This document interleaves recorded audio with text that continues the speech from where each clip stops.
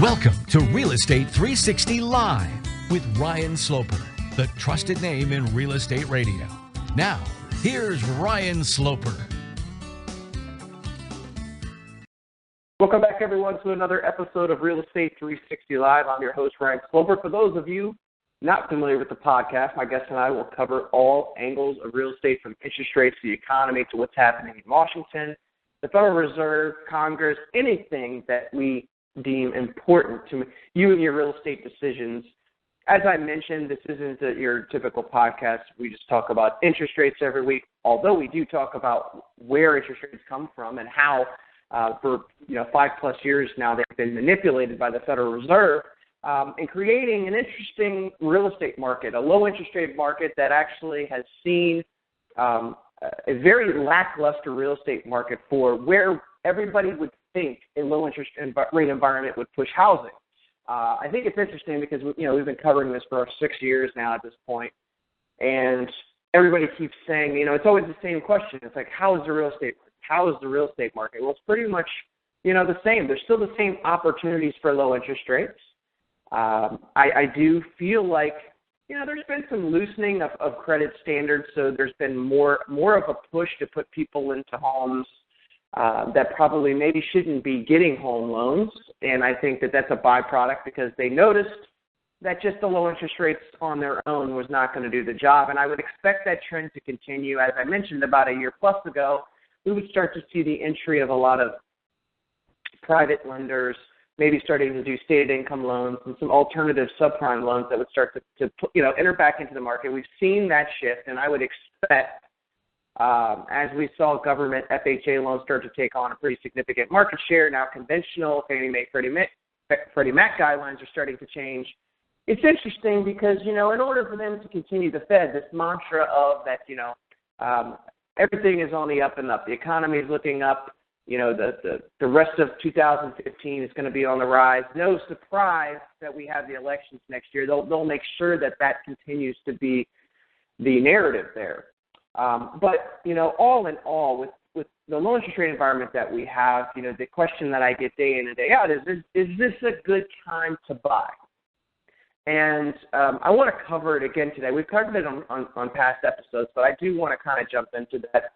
We'll also talk about the jobs number, the public sector reading, the ADP job report, also the Challenger private sector report. We'll talk about oil prices. We'll talk about rising mortgage interest rates, and also the Treasury is to issue some more short-term debt. We'll talk about all that. And joining me on our panel, as he does each and every week, is Louis Camerasano. Louis is a former school teacher, a former attorney, and a former general manager of a major real estate portal. He's often cited in the media as a real estate industry expert. He's been cited in Forbes, Wall Street Journal, MSN, CNN, NBC, and numerous others. Louis, how you doing today? Doing grand, Ryan. How are you? I'm doing well, sir. So not much has changed since the last time we spoke. We always say that this is just like comedy. You and I get to talk each and every week, and it's highly predictable as to what's going to take place. But, I did want to start, because I think it's hysterical, the jobs number, right? So we had, let's see here, the first report was, pull up the numbers here, make sure I have it right. Initial weekly jobless claims were 265,000 versus the estimated of 280,000. Continuing claims were 2.228 mil versus estimated of 2.295. And I believe that the other number was not revised from the previous reading, which essentially made this like the best reading in 15 years. Now, you and I, Louis, know we don't need numbers to really tell us where the state of the economy is. We can pretty much use the eye test we always talk about. But to start claiming things are the best in 15 years, I think is just asinine. Because when you look at everything where we're at, we have the Fed that's been manipulating the market for 6+ years. They keep claiming that stuff's getting better. If it was really getting better, they would start to pull back all of the things that they've been reinvesting back in the mortgage-backed securities and treasuries, would they not? They do that. They would raise rates, and they'd start selling down their bond portfolio, both the treasuries and the the mortgage-backed securities they bought. They've done none of those. In fact, they're still reinvesting the interest from the treasuries that they bought. And that would be a clear signal to the market that they really thought that things were getting better, would it not? Right, not just talking about it. Exactly. And, and the reason why we do this show, Louis, is because I think that, I think some people may feel like, okay, well, these guys just like to bash the Fed all the time. And I think realistically, it's just, we just want the Fed to actually do their job and actually stop lying to the American people. They're talking out both sides of their mouth at all times. They have to believe what they're saying so that they can have Wall Street buying into the hype. But, I mean, come on, guys. I mean, really, we have the best reading in 15 years? I mean, we had the Challenger Great report that came in, which is basically the private sector report that came out, and it's terrible. I mean, Louis and I had talked about the energy sector and the implications of low oil prices. While everybody was cheering and saying, rah, rah, rah, it's fantastic, man, oil's dropping down to like $40 a barrel, it means cheap gas. And we said that there's, this lag effect that's going to take place. It's going to take 5 or 6 months, but many people are going to start losing their jobs. Well, sure enough, that's exactly what's taken place, especially in Texas. Since the beginning of this year to now, through April 2015, what I believe it's been, in just Texas alone, 69,803 job layoff announcements. And I would expect that trend to continue. I really would. So we see all these job layoffs happening from private sector reports. And this is where people I wanted to discuss with you, Lois. It's like you and I don't really put much stock in these reports. We talk about them because this is what everybody is looking at on a daily basis. At least those people that are interested in the markets, mortgages, real estate, interest rates, they follow these things. But what do you think that the Fed what would be the Fed's response, Louis, to a report like this? It's obvious what the response is. First, when they have problems with the economy overall, they blame the weather. Now when they have problems with the labor market, they're going to blame oil and low oil prices, and they're going to blame it on not blame it, but they're going to explain it away as transitory and strip out the job losses that came from lower oil prices, and basically saying, well, without that, just disregard all those good high-paying oil jobs, we didn't lose that many jobs. That's basically going to be what they're going to say. They always like to point to something and say, well, if there wasn't that, like if we didn't have weather at all, we would have done well. Not realizing that, of course, you're going to have weather. And, of course, there are factors that are going to impact the economy, that are going to impact the labor market. You can't just say, well, if we didn't have those factors, which do exist, you can't ignore them and say, well, if we didn't have those, everything would be fine. And it's the same thing they do with the labor market, Ryan. They claim that all these jobs are being created. What they never, ever focus on is how the numbers are added up, meaning if some person gets 2 jobs because they have to have 2 jobs, 2 part-time jobs, that looks like those get added into the number of jobs created, and it looks like we've created jobs. But wages aren't rising. They don't point to the absolute decline in the labor participation rate, not just overall, but amongst those 25 to 54 years old. You can't have a robust labor market when the people in their prime working years are actually working less. The percentage of people in those prime working years are working less now than they were at the height of the Great Recession in 2009, 2008, and 2010. That number is lower, so you can't blame it on retiring baby boomers.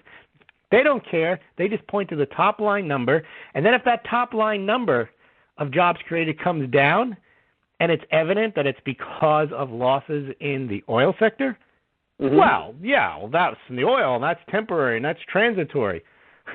So they're never going to say that the job market isn't doing well and isn't improving. They will either explain it away or they'll hype numbers and not give you the full story behind them. Well, basically oil prices have been blamed for about, I think it's 68,285 job cuts from January 1st to April 30th, which is about 34% of the 201,796 planned layoffs. As we mentioned before, one of the largest sectors that was contributing to a growth in jobs was the energy. And wage growth, because those are higher paying jobs. Right, and now with oil prices sliding back as far as they did, and you're not going to feel it immediately. These guys have some pretty deep pockets, but real quickly it gets them in a bind. You're seeing a lot of mergers with these oil companies. Right. They're laying off engineers, oil rig operators, drill operators, all of them. But you know what? Let's just throw oil out. Let's go down and look at the retail sector job cut. It's slightly higher than it was a year ago. So, well, that's weather related. Of course.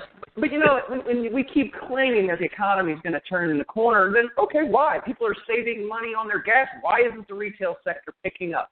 Because they're not taking the extra money and spending it on anything out there, because they're basically having to take the money that they're saving and try to pay probably 2 months' bills ago, right?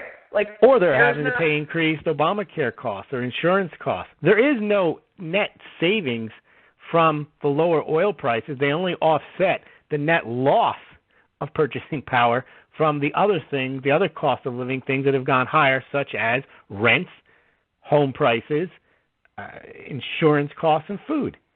So you get a little relief at the gas pump. So what?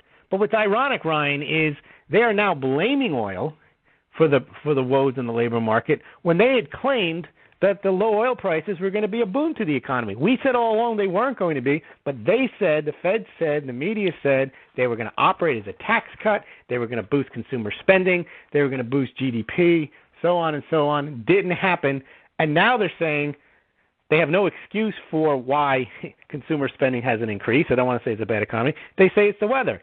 Well, now they've got the weather, and they can say, well, higher oil prices. And now that oil prices are heading back up, they're going to blame oil prices rising. So they're going to blame oil prices no matter what, whether they're too low, too high, or just right. Yeah, they need something to blame. Well, would you agree that the not Fed their own policies and not the bad economy? Right. Well, the Fed is your typical politician, right? They alter things as they see fit as we progress. So it's just like, okay, I know I said that, but basically that's not what the data was showing us at the time, right? They always point back to the data that's skewed to their favor to allow them to say these things, and never acknowledging that there's a worst case scenario for these type of things. Like, okay, I have a feeling that any smart economist would say, okay, let's look at oil prices. What are the potential implications of the oil prices going down? Is there a benefit here, and is there a negative side? And is the negative side a lot more negative than the positive Correct. side? And that's how we analyze it. We realize that the negatives would outweigh the positives. And the only thing that the Fed does is just look at it and say, you know what? Oh, this is good. You know what? Oil prices are going down to $40 a barrel. We can really hammer home now that the economy is getting better. And people are going to have extra money. They can go out to the mall. They can go.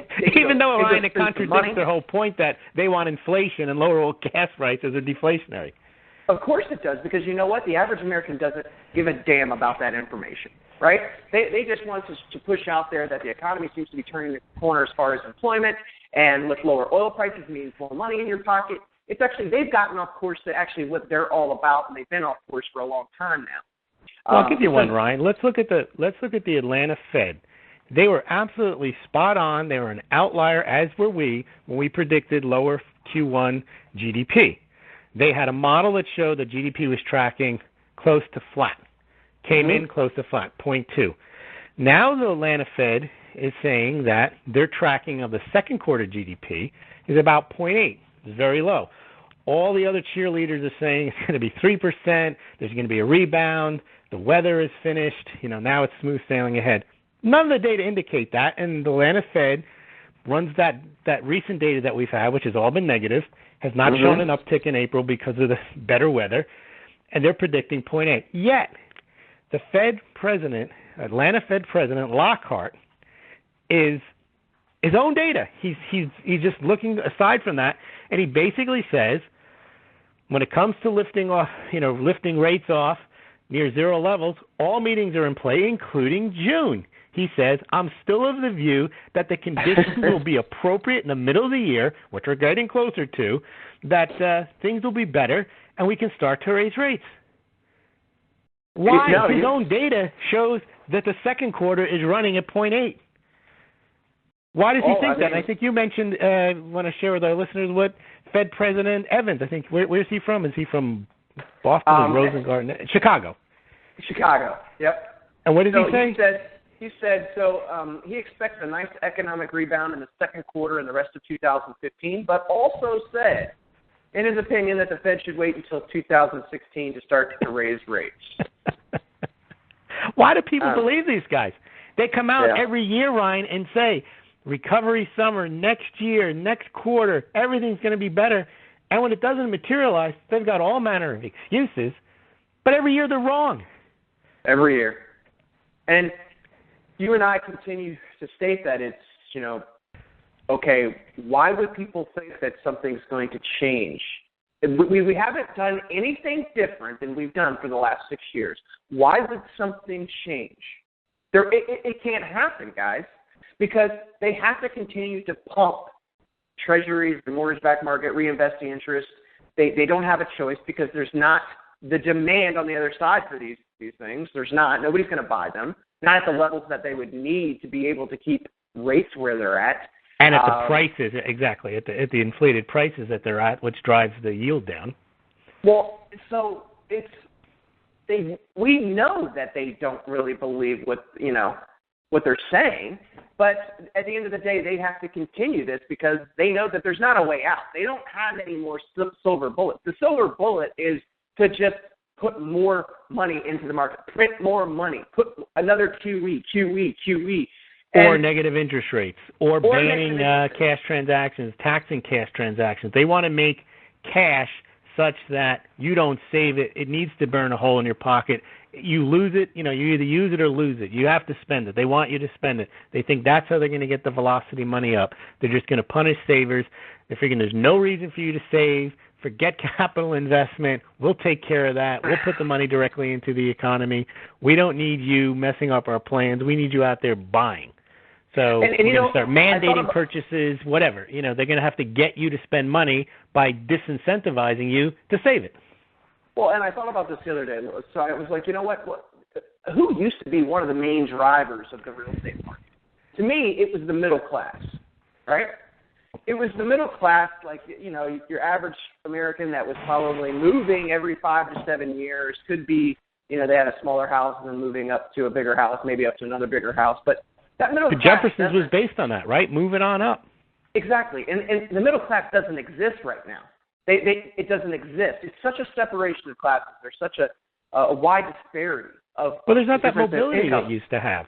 I mean, if you look at the TV show The Jeffersons, they moved from Archie Bunker's neighborhood up to the east side. Through what? Entrepreneurship.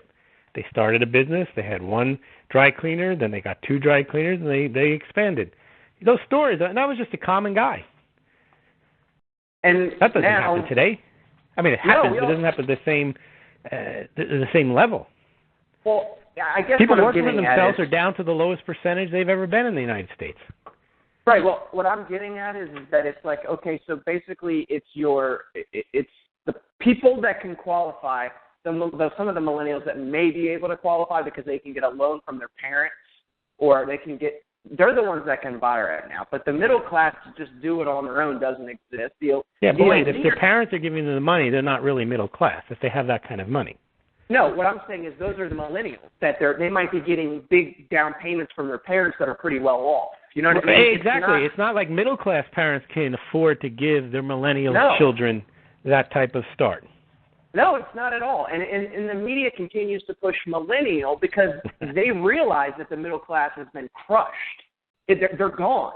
There's this hope that the millennials can save the real estate market, essentially. But I keep telling everybody, I'm like, you're dumb if you continue to market to this generation. No. Granted, there's going to be some people in there that get good jobs and things like that, but the majority, as I mentioned on our previous podcast, I believe when I'm interviewing people and they haven't had jobs in 2+ years, basically the skills are eroding, their social skills, business, just etiquette, all those things are kind of gone out the window. That is not good.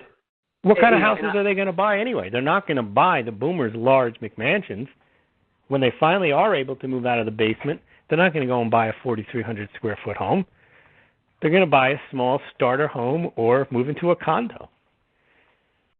Yeah, and to be able to do that, you need pretty much 2 years of consistent employment. So even when you do get out of your parents' basement, you will have to go and work for 2 years and get consistent income before and then you'd have to have some established credit along the line too. So if you didn't have a couple credit cards or auto loan or whatever it may be, you might have your student loans on your credit report, but that's not going to be enough. Then you still may not qualify. But there's a catch-22 there. If you have credit cards and student loans, it means you have outstanding debt that may help, and if you're paying it down, it may help your credit ratio, but it's going to hurt your ability to buy a home because you still have those monthly payments you have to pay, and it will make you less likely to be able to pay a mortgage. And less likely to be able to save up money if you're paying off a car and you're paying off your student loans every month. Where are you going to save money? Even though you're living in your parents' basement and you don't have costs, that basically probably eats up your entire paycheck, your student loans and your car payment. Well, to me, the average American, it's like the word savings doesn't even really register with them. That the middle class would probably, there used to be some savings for them. But there's a reason. It's not just cultural. How are you going to save? You put your money in the bank. You have two risks. Everyone's worried about, or the people are paying attention, they're worried about bail-ins. You're worried about losing your money. And two, even if you're not worried about that, and you believe in the FDIC, and you believe that nothing's going to happen to your money in the bank is safe, you don't get any interest anyway. So you're not saving anything. You're actually behind. So where are you going to save your money? Some places, now I think J.P. Morgan Chase doesn't even allow you to put cash in your safe deposit box, so you can avoid the bank fees. Right. So savings is and they're doing this on purpose, is a losing effort. And it's offensive to hear Bernanke say Americans are hoarding cash. No, they're not. They don't have cash to hoard. That's what's funny. They're looking at this and saying, why aren't consumers spending? Because they owe money. They're not even dipping into savings to buy. They're just going further into debt on their credit cards. Well, yeah, they owe and at money. some point, they have to stop, and they are stopping. And that's making the economy slow down. They brought forward 6 years' worth of spending that should have never happened, and now they're wondering why people aren't continuing to spend. And now they're saying, well, we're going to raise rates. That's not going to help people spend more. They actually believe that they've created some type of escape velocity, that the economy is accelerating, when all indications are it's not. It's decelerating. It's decelerating, but, the guys, the bankers, guys on Wall Street, it's just a casino. Stock market's going higher, Ryan. That's why it's accelerating.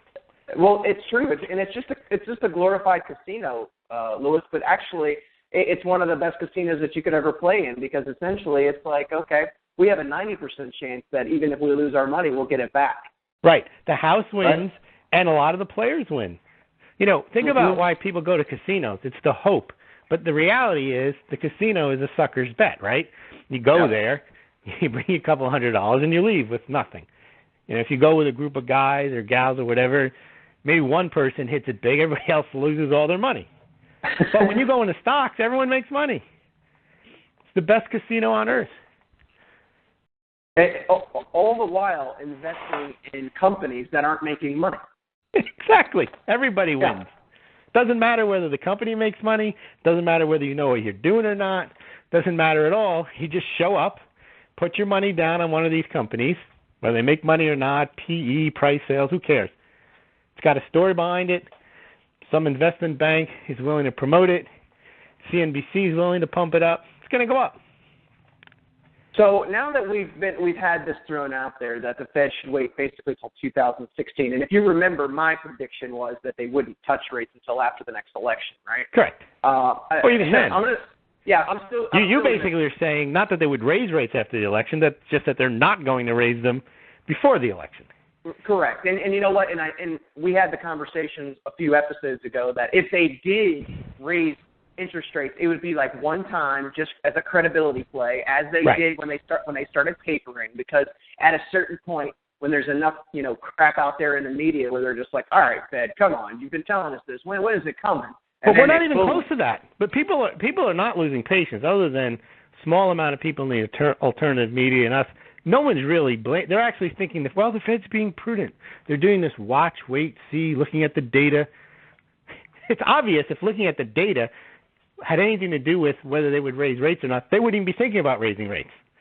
But that's because they're actually denying the data and saying, well, we're going to get a good number once a month, and that'll be enough for us to continue to talk about raising rates. Well, that's also because, as we mentioned last week's podcast, that there continues to be these circuses in the media, the sideshows with Baltimore and Ferguson, and we'll have 3 more of those before the next election, right? Oh, sure. Like, this will continue because it keeps the eye off the ball. You know what I mean? Like, you look distracted. You don't know where to look. And you look on social media, you're not going to see crap about the Federal Reserve and what they're saying. Well, they never were. Even if you didn't have distractions, people have never paid attention. And there was a poll, I don't know, a year ago, 6 months ago. You mentioned the name Janet Yellen to the average person. I think she had name recognition in the single digits, maybe 10, 12% tops. No one knows who she is. Do you think so you think that the 44% of people that are basically getting some sort of benefits from the government, they have no clue who she is? Well, I think 95% of the people, whether they're getting benefits or not, have no idea what the Fed is or even, in fact, if it wasn't for Ron Paul with his End the Fed book and his constant and incessant discussions on monetary policy, no one would know what it was. Well, I do agree with you there. I was just mainly making the point that it's really irrelevant. People don't care about anything, especially the people that are the 44% that are receiving the majority of those entitlements. As long as they collect those every month, that's the only thing they really care about. Well, they care whether something is going to, what the threat is to take that away. The Fed's no threat to take that away. In fact, those people are the Fed's best customers. You can count on them to spend the money that they're given. Quickly. That's what they want. They want more people to be getting money that they're going to immediately go out and spend. And that's the Nancy Pelosi argument. Food stamps are good for the economy. You get them, and you immediately put that money right back into your local economy. You buy groceries with it. Simple, right? You just hand out the money, and people spend it. And that creates jobs. It's the whole demand side economy. Well, all you have to do is stimulate demand by handing out money, and therefore supply just magically appears to meet the demand. Mm-hmm. Well, let's see. That's what kids are taught in college, in economics. It's all, it's all about Keynesianism. It's all about stimulation. It's all about if the economy is not doing well, what the government can do, what fiscal policy can do, and now what monetary policy can do. It's not extraordinary measures. They're expected to pump liquidity into the stock market if the stock market goes down. They're expected to do things like QE, now that all the central banks do it, when the economy stagnates. That's normal monetary policy now. It's not extraordinary. It's what people expect. So when the economy finally appears to everybody, and they can no longer say, Ryan, that it's going to get better, it's just obvious that it's not, and they can no longer pretend that it's not going up, that's when they'll say, well, this is now the time for QE, because we always do QE when the economy needs a boost. Well, I was reading this book, and I can't remember the name of it, it just escapes me, but it was basically talking about how, all these economies basically, there's cycles, like every 100 years or somewhere around that, where we have these big wars, right? Like everything ends in big wars.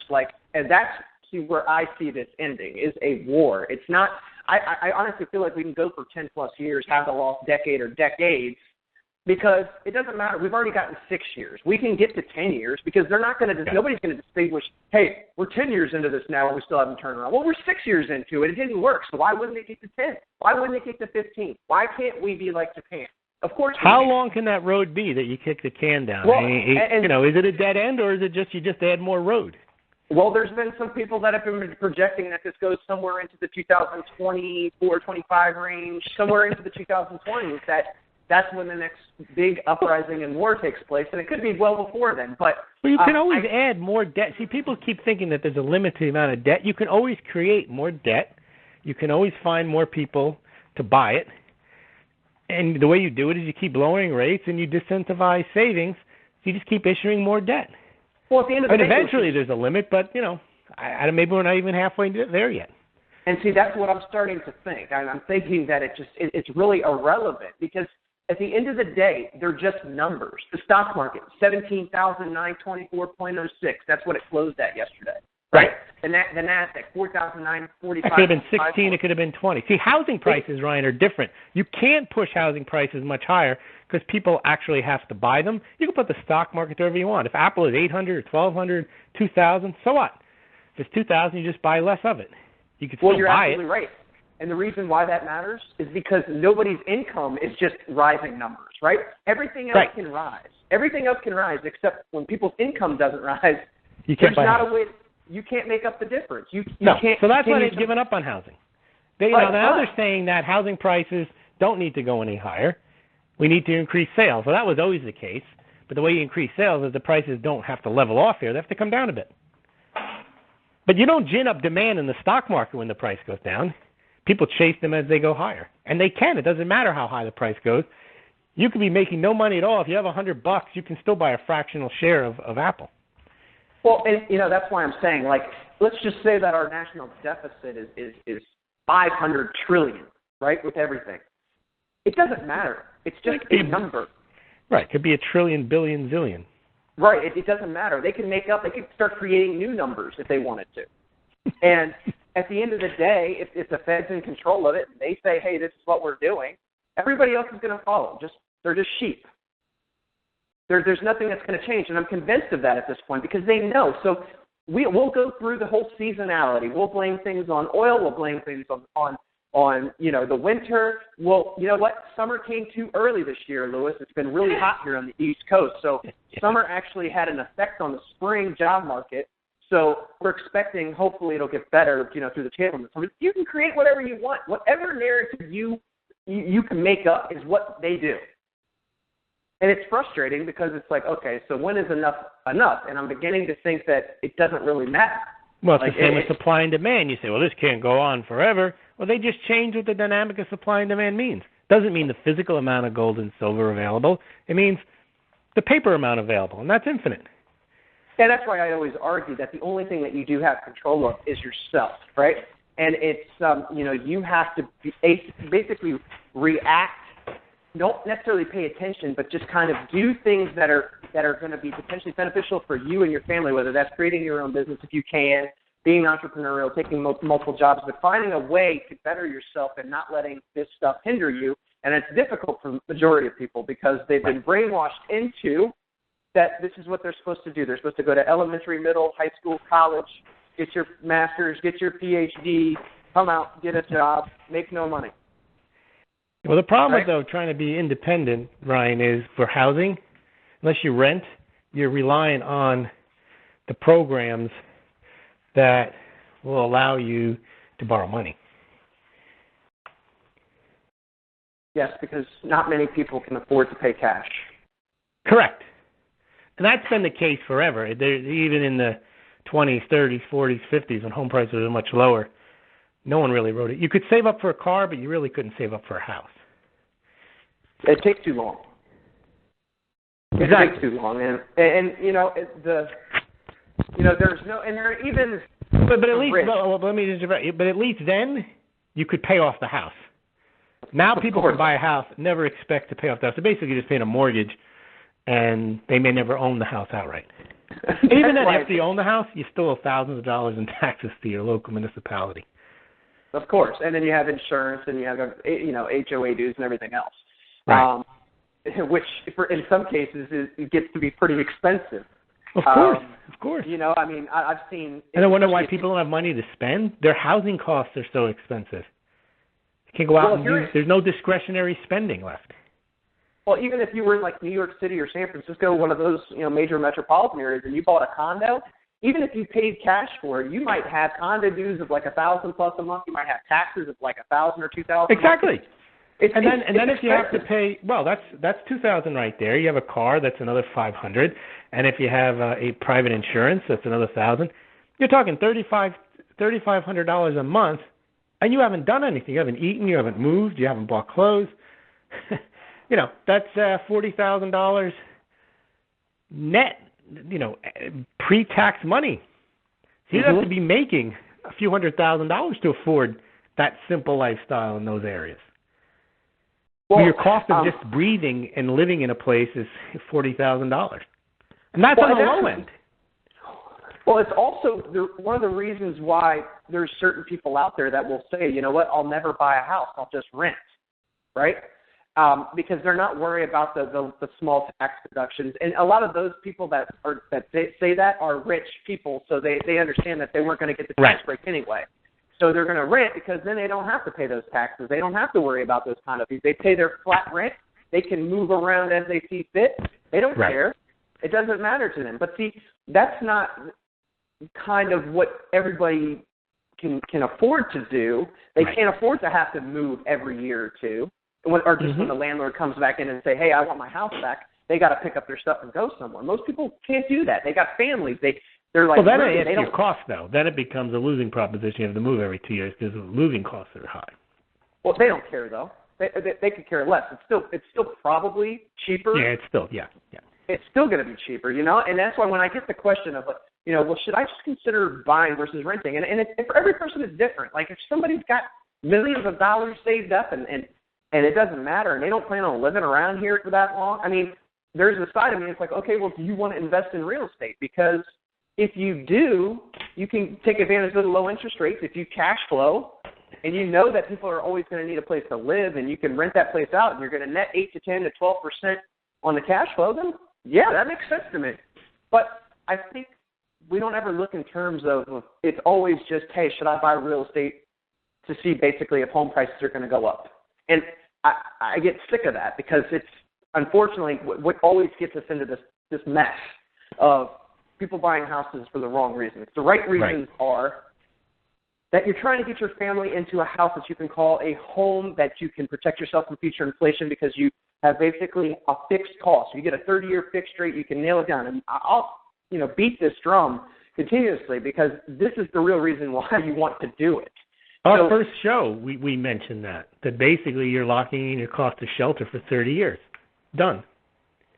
It's done. And so the only thing that can typically change, as we just mentioned, would be your taxes and your insurance. But your interest rate is locked, you know? And why not have that peace of mind? Now, can we control whether people lose their jobs or, you know, things happen along the way? No, we can't. But you're making the decision today based upon where you're at or where you can see yourself in 3 to 4 to 5 years. I mean, you still do need to kind of project what you plan to do. If you plan on retiring, then maybe buying a house might not be the best idea for you. But, you know, there's a long set of questions that everybody should answer before they actually go out to buy a house. And it shouldn't be because their neighbor just put a sign in their yard that they want to put theirs on because they see they can pull a little bit of cash out, take that, they can move on to the next house, and they can maybe take half of it and use it as a down payment and the other half go into their bank account. Well, it's only a matter of time before that money just goes out the window.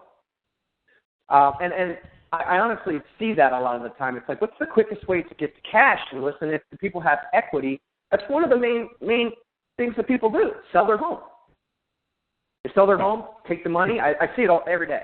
It's your largest asset. Why not? It's your largest asset. You take half of it, put it down on the next house, and see what happened during the last boom and bust cycle was that they kept rolling it from house to house to house until it went busto by 50% and they lost all of it. That's musical chairs. Eventually you end up without a chair.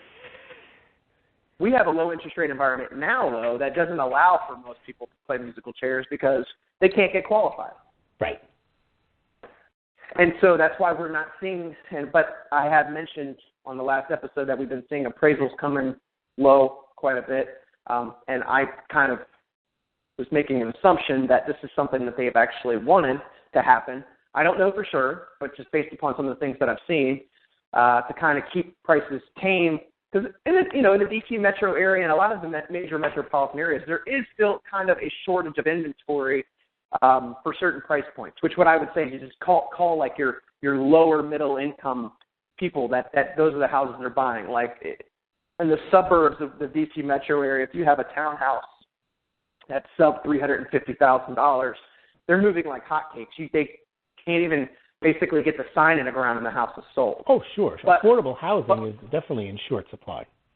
Yeah, because it makes sense, right? We have a low interest rate, And when you're looking at with the proposition of what your mortgage payment, even with taxes, insurance, and all that, and if you can get a down payment assistance program or a grant program, so you're really not having to come out of pocket with anything, of course you'd buy it. Makes sense. And it's much cheaper than renting at that point. And you get all the benefits of the tax deduction, too. But once you go up over, $550,000, $600,000, $700,000, it stalls out pretty quick. And there's fewer people making that kind of money today, as we've seen. The job growth has not been in the higher-paying jobs. The job growth has been in the lower-paying jobs. There's fewer people like me that are going to buy or even want to buy a $600,000 home, $700,000 home. Where they're not affected are the $2 and $3 and $4 million homes. There's plenty of demand for those. Mm-hmm. Because the people that used to buy the $5,000, $6,000, $7,000 homes, they were the upper middle class. They've become middle class. And they're just rich and everybody else. Well, yeah, but the upper middle that moved to middle, there's very little of those people. There's not too many of them. You know what I mean? There's not too many of those guys out there. Yeah, they now want the $300,000 houses. That's what people don't understand. The only people that want higher home prices are the ones that are already living in them that were underwater. They're just cheerleading them higher. But the buyers don't want them to go that much higher. They don't want them to go higher. They want them to come down. Well, and knowing that the Fed can continue this, which I don't see, and as we've mentioned, it helps the rich get richer, the poor get poorer. And also you have the seniors that it continues to crush because they're not making any money either. As we mentioned, they're having to go back to work. They're taking jobs away from young people that are trying to enter the workforce. What if they even own their home outright and the taxes go up because the home price gets higher and then their local municipality assesses their house higher? That doesn't help them because they're not making cash flow. Their house goes from $300,000 to $400,000. They just have to pay more tax on it now. Well, I don't know about you, Lewis, but I think my assessment went up, and my taxes on my house, I think it was almost $1,000 this year. I mean, that's a pretty substantial increase, and then people will complain. So what they'll do is next year is they'll lower the assessment, or they'll keep the assessment somewhat the same, but they'll just raise the tax rate. And then when enough people complain, then they'll flip it. Then they'll let the assessments come down, and you know what I mean? They play the game back and forth. Funny, Ryan, what I got from my town, which I thought was insult to injury, was a little green envelope that says, we're kind of short on money, and if you'd like to donate, it's tax deductible. Just check off where you want your money to go. And I think you're out of your mind. I'm not going to send you more money. They actually sent that to you? They send it, yeah. They send you a little card saying that essential services are pinched. Like, you can't find a way to make this money go, And then I realized they list like 14 things that you can donate to it. I'm thinking, well, maybe you shouldn't have those 14 things if you think that there's not enough money to fund them and that you have to go cup in hand asking for more money or you're going to raise the property taxes again next year. Of course, the people that live in the town want those things as long as someone else is paying for them. Sure, I want a senior center. I want a teen center. I want more cops, more firemen, more everything. Mm-hmm. But then you realize, do you really want that stuff? Is it really worth the value the money that you have to pay to get extra? Swimming pools, bigger library, And then, the thing about school is you pay more money for the school. That doesn't make the education doesn't get any better. They pour, I think, I think California spends the most on its schools, and they're horrible. You're just paying a teacher more money, and you're paying their retirement. That doesn't make them better teachers. The argument is, well, you attract better teachers. No, you don't. Well, it was interesting, because I was actually following a guy he was actually teaching a speed reading class. I can't remember one of the lines he used. He was like, if Rip Van Winkle had woke up today and was trying to look at everything, he said the only thing that he would see that would still be the same as the school systems, right? And because education hasn't changed, and it won't change. It's the same. It's an outdated system because people can homeschool their kids now a lot easier than they could 20, 30 years ago. You don't even need a public library to do it. You need an internet connection. I mean, and wouldn't you agree that somebody can learn, probably in half the time of what they spend 12 plus years doing? They can learn in a quarter of the time at a 50th of the cost. Of course. What's amazing is how ignorant we all are, given that that education is, that high level of education is out there for free, basically, and people don't use it. They use the internet to entertain themselves and to gossip. I recently was thinking about bringing on another agent at my office, and she was talking about, she couldn't figure out a way to get ahead, and, she's been told all these different things. And I said, the best place to start is probably the library or the internet, right? Right. I said, and people sometimes don't like that answer, but I said there's so much, a wealth of information that you can get that's free. Mm-hmm. Start teaching yourself some skills. Right? Quality information.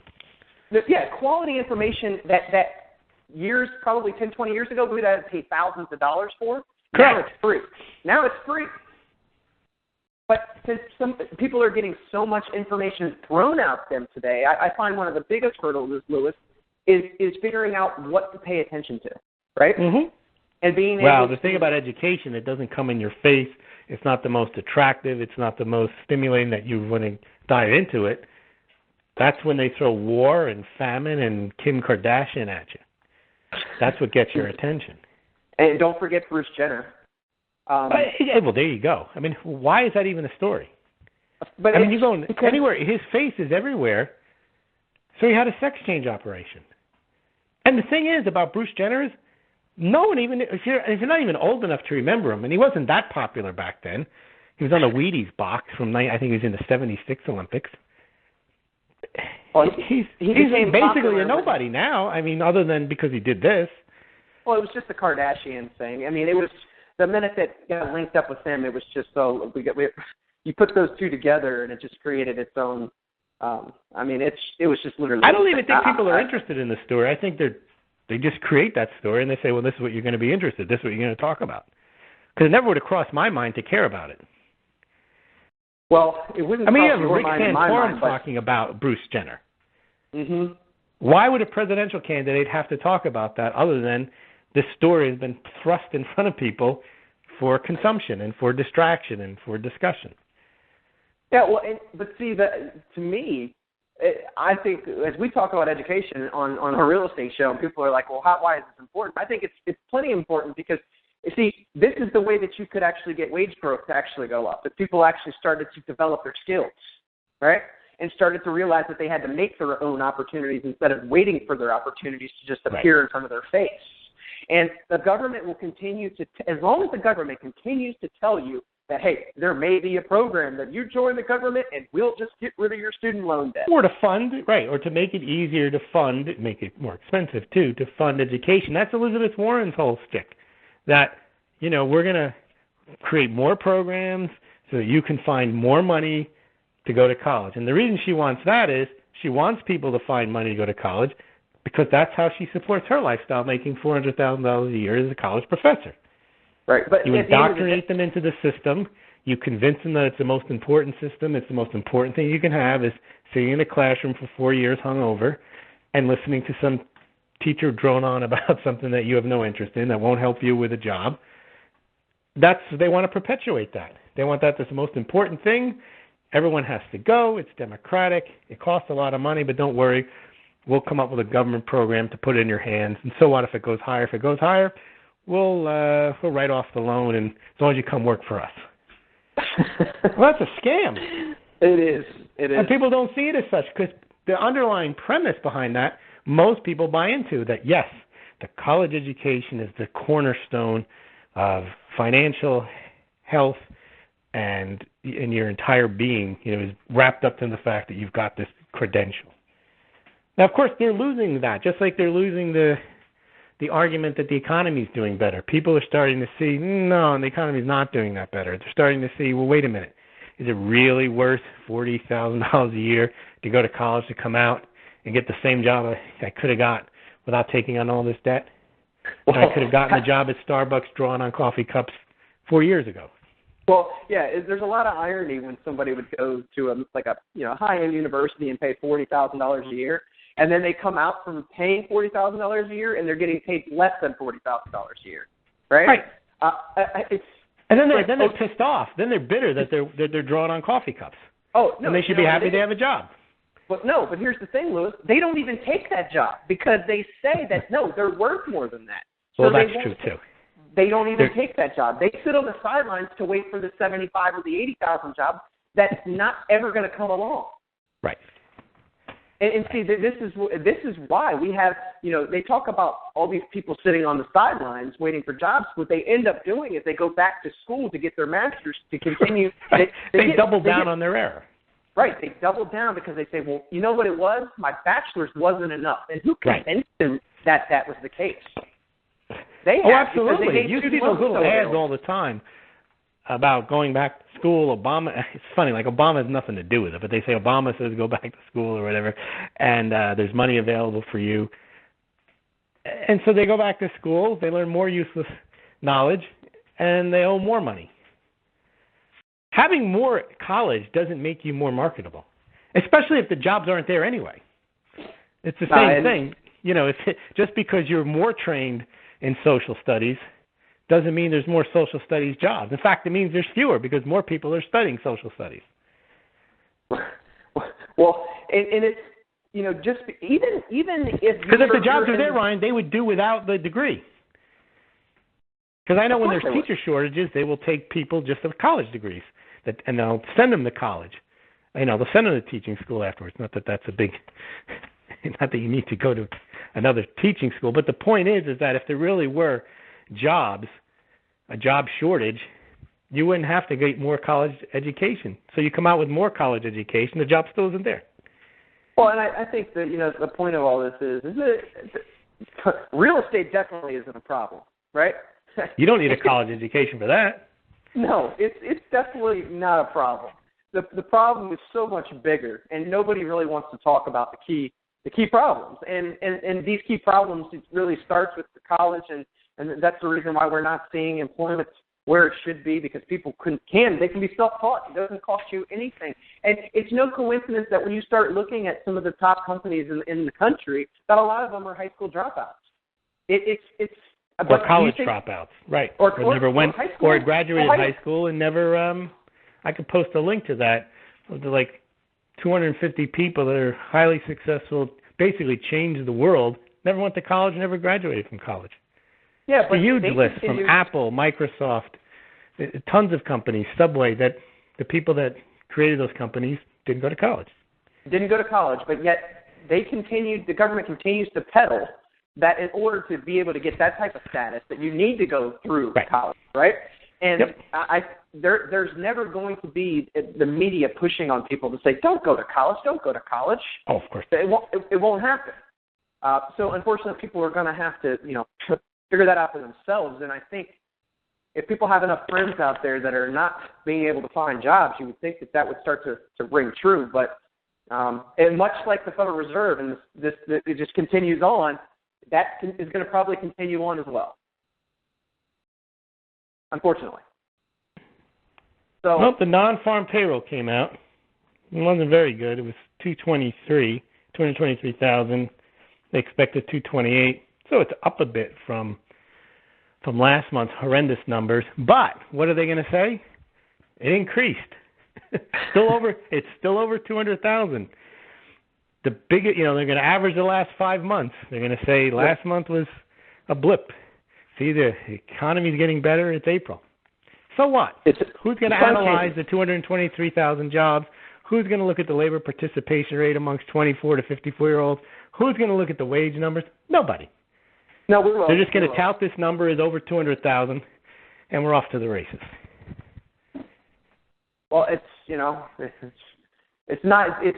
predictable, as we always say. We know what's going to happen. It's just a matter of what's going to be the narrative that day. Yeah, how are they going to spin it? What are they going to come up with? It was a miss. It was a miss, and they didn't have the highest expectations on it. But it wasn't. I don't think it was enough of a miss for them to abandon the narrative that the economy is improving. They will defend it would have to have been another 150,000 number again that they couldn't explain away. This one you can explain away. It's still over 200,000. It was a miss, but May's going to be better. There was factors. You had Easter. Something happened in April that they can explain away. There was residual weather, or the jobs, or because they stopped hiring in the shale oil. If you take that out, look how many bartender jobs we created.